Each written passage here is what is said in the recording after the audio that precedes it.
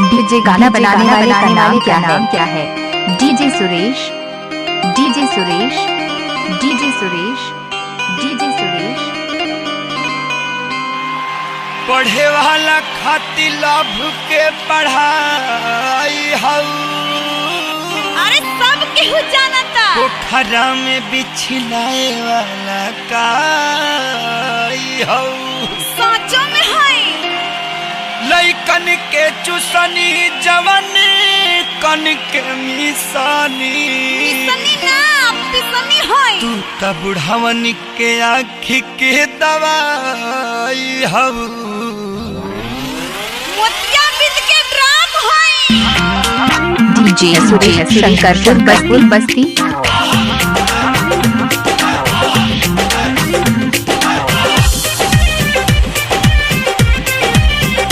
भोलापुर चौराहा, भोलापुर चौराहा, भोलापुर चौराहा।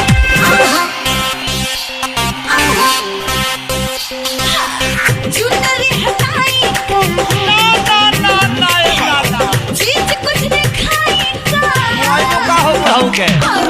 चुनरी हटाई चीज कुछ दिखाई पूरा माहौल में होई,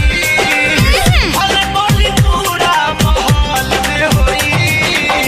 ऐसे उठाई बहुत जदी लहंगा, ऐसे उठाई बहुत जदी लहंगा, हंगामा पूरा हाल में होई।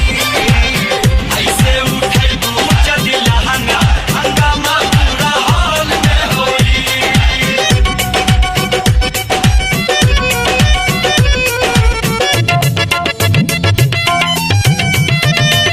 मिक्स बाय डीजे सुरेश राजा।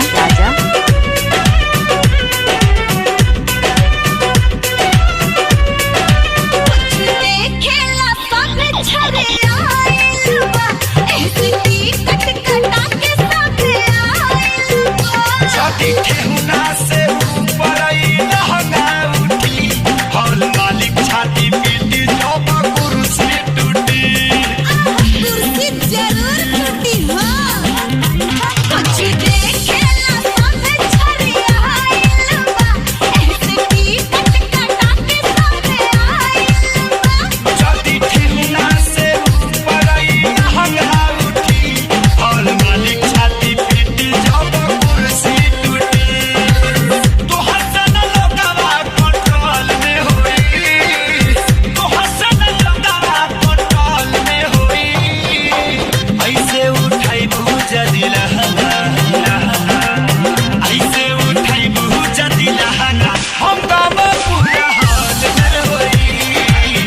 ऐसे उठाई जदी लहंगा, हंगामा पूरा हाल में होई।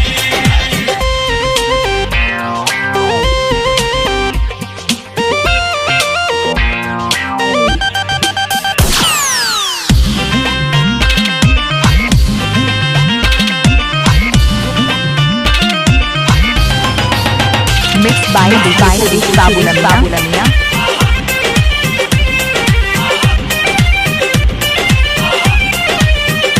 चीज देखते ही जो मन भर जाई हो, सबको पैसा लगावल राजा कर जाई हो। पैसा तारे में करदा का पार दिए हो, तोहके पावेला परदा भी ठार दिए हो। चीज देखते ही जो मन भर जाई हो, सबको पैसा लगावल राजा कर जाई हो। पैसा तारे में करदा का पार दिए हो, तोहके पावेला परदा भी ठार दिए हो। धुआं धुआं सबके पीसी ताल से होई, धुआं धुआं सबके पीसी ताल से होई। लहंगा उठावल बड़ी महंगा, लहंगा उठावल बड़ी महंगा, हंगामा पूरा हाल में होई। हम ना उठाई बाबूल होता हंगामा पूरा हाल में होई। लहंगा उठावल बड़ी महंगा, हंगामा पूरा हाल में होई। डीजे सुरेश शंकरपुर बस्ती।